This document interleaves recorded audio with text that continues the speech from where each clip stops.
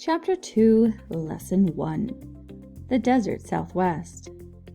What to know? How did the geography and climate of the desert Southwest affect the American Indians there? Describe how the Pueblo peoples adapted to their environment.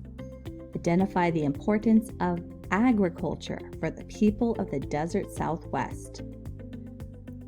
Vocabulary and words to know. These are you're going to study on Quizlet. Adapt. Adobe. Staple. Division of labor. Surplus. Ceremony. Hogan. People. Ancient Puebloans. Ancient Puebloans. Hopi. Zuni. Navajo.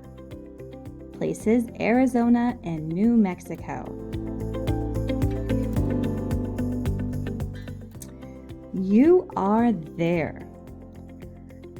Darkness hides the flat-topped mesas and deep cliffs surrounding the valley where your people have made their home for centuries.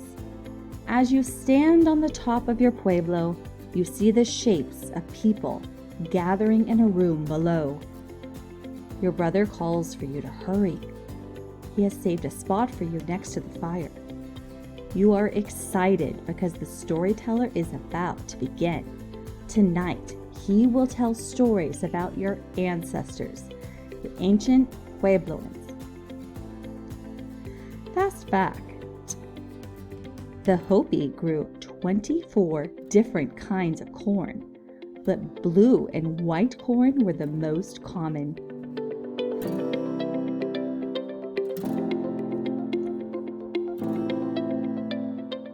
Pueblo life. Some pueblos had as many as 5 levels. The roof of one level was the floor of the next level above it. Number 1. We'll look for these in the picture, and it's on 2 pages. Adobe ovens were used to cook bread. 2. A frame called the loom was used to make clothing and blankets. 3. Corn was ground into meal for use in cooking. 4. Clay pottery was made and used for storing food and water. And look at other items shown in the picture. So here's number 1. Corn being stored. Adobe ovens used to cook bread. That's what it is. Oh yeah, you can see where the smoke's coming out. The Pueblo people. For Cornell notes, we would set this up on the left side. What do I need to know about the Pueblo people? What ways were the Pueblo people like the ancient Puebloans? The desert Southwest, with its mesas, deep canyons, steep cliffs, and rugged mountains, was a challenging place to live. Intense summer heat was usually followed by bitter winter cold. Among the American Indians who were able to adapt or adjust their ways of life to the natural environment and its resources, one group that was able to adapt were the Hopi and the Zuni. The Hopi lived in what is today the state of Arizona. The Zuni lived farther east in present-day New Mexico.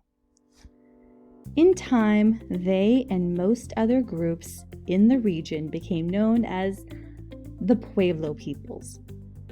Like their ancient Puebloan ancestors, they lived in pueblos built on mesas or on the sides of steep canyons.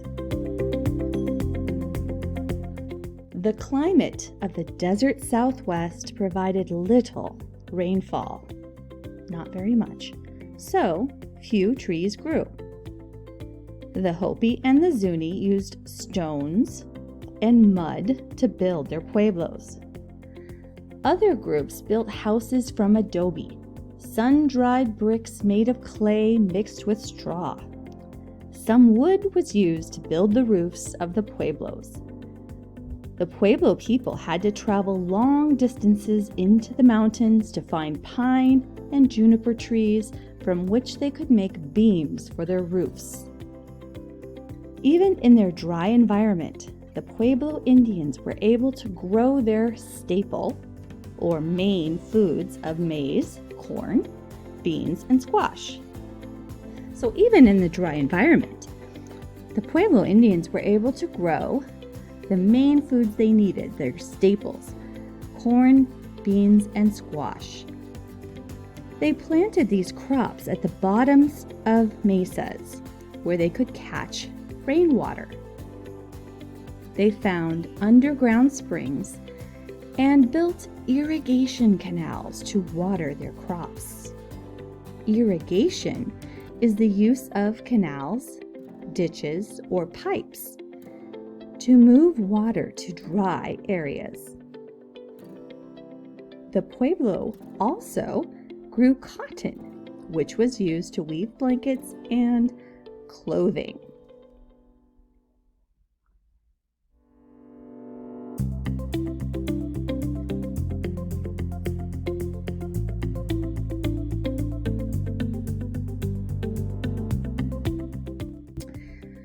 Children in history. Hopi children. For hundreds of years, Hopi children have received little wooden kachina dolls. These dolls are not toys. Instead, they are learning tools. Each doll is decorated in a special way and represents an important human value, such as kindness, discipline, or respect for elders. Through the kachina dolls, children learn the importance of practicing these values in their own lives. So why do you think it might be important for children to learn respect for their elders?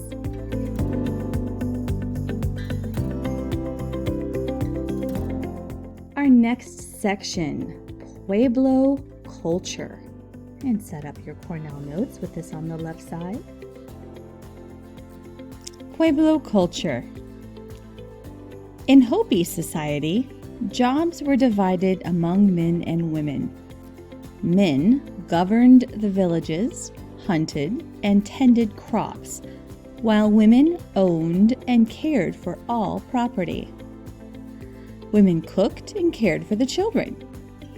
This division of labor made it easier for the Hopi to meet their needs. Hopi women spent hours each day grinding corn into cornmeal, using smooth, flat stones. In every home, there were containers filled with cornmeal. Having a food surplus, or an amount more than needed, meant survival during times of drought, when there's no rain. Like most other American Indians, the Pueblo people traded with each other for things they wanted. They sometimes traveled long distances, along narrow paths to trade their pottery and baskets with other tribes. These artifacts have been found as far north as present-day Colorado. The Hopi often traded their pottery for copper bells, arrowheads, and shells. One of the most important trade items to the Hopi was salt, which they used to flavor and preserve their food. More importantly, they used salt to aid healing. When someone was injured, salt was placed on the wound to help it heal. The Hopi, the Zuni, and other Pueblo people believed in gods of the rain, gods of the sun, rain, and earth. Spirits called kachinas were an important part of the Hopi religion. The Hopi believed these spirits worked as messengers between people and the gods. They also believed that during special dances, the kachinas would enter the bodies of the dancers. This doll is a Hopi lizard kachina.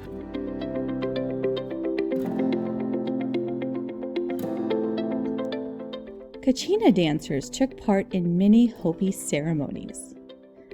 A ceremony is a series of actions performed during a special event, such as a religious service. Some ceremonies were held in underground rooms called kivas. Many Hopi ceremonies focused on matters such as weather and farming. The Hopi believed that a successful ceremony could help produce a good harvest. Hopi ceremonies usually lasted 8 days, following a day of preparation. Other ceremonies could last even longer. Just as in daily life, religion played an important role in the governments of the Pueblo peoples, the Pueblo Indians.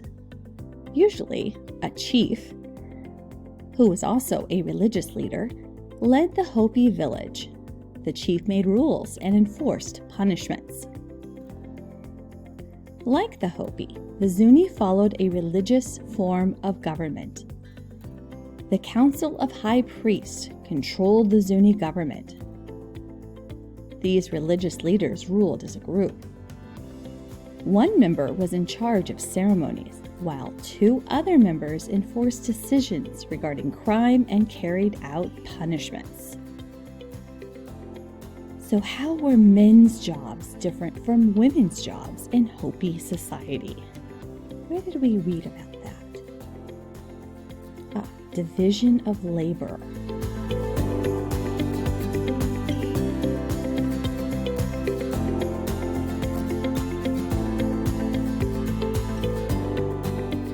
This historic painting shows kachina dancers preparing for a ceremony.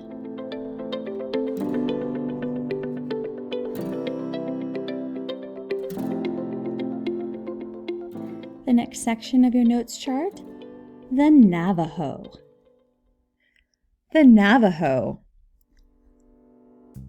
Not all of the people who lived in the desert Southwest were Pueblo. Before moving to the region, peoples such as the Navajo lived mainly as nomads. They traveled in groups, hunting and gathering food. The Navajo began moving into the Southwest about the year 1025, AD 1025. They settled in the Four Corners area, where they still live. Some of this land was also Hopi land. During a period of drought, where there's no rain, some Hopi people came to live with the Navajo.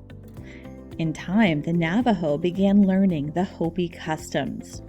Eventually, they began growing food and making cotton clothing as the Hopi did.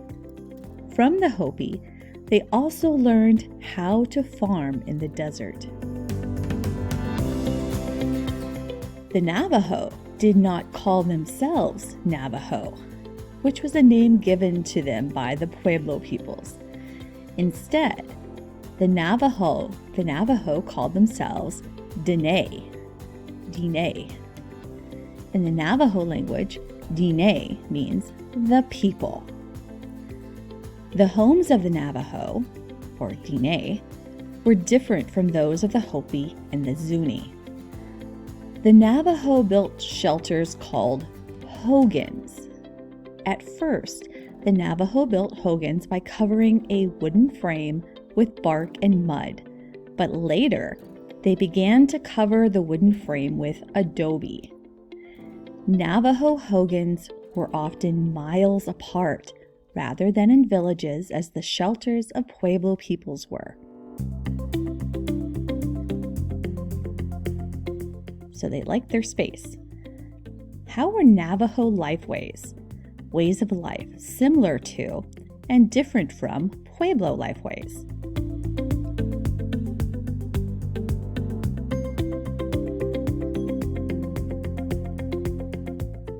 These hogans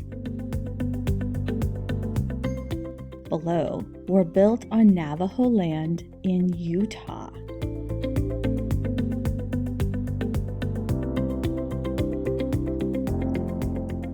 Two Navajo medicine people are using colored sand to make a sand painting inside a hogan.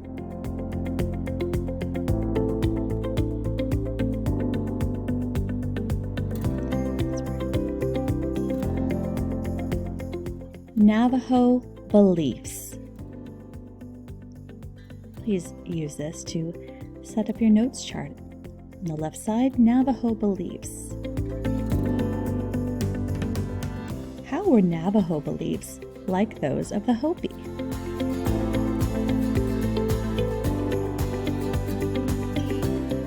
The Navajo believed in gods.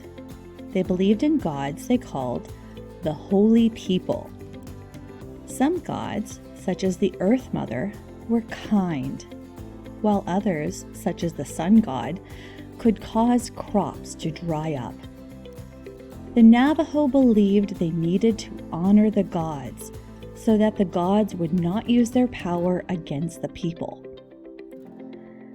Like the Pueblo Indians, the Navajo honored their gods in ceremonies. Navajo ceremonies were led by religious leaders and healers called medicine people. Medicine people called upon the gods to protect Navajo families, homes, and crops, or to cure the sick.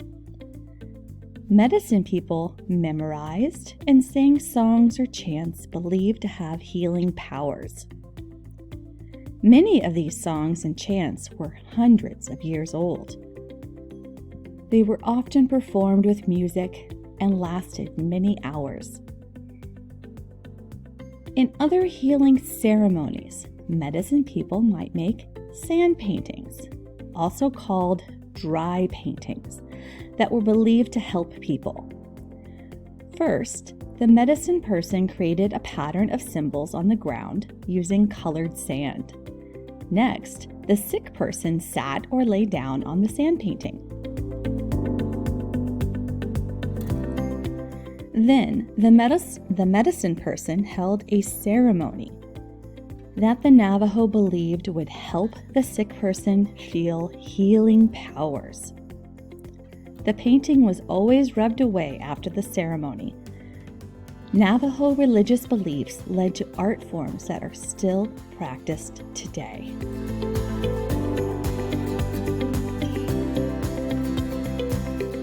After learning how to use cotton thread from the Hopi, the Navajo became well known for their skill as weavers.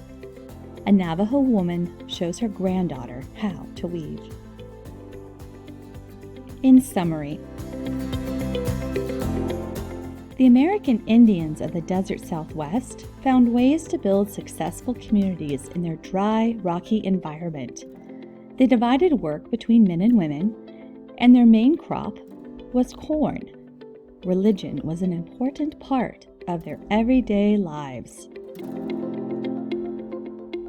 And questions for review and discussion.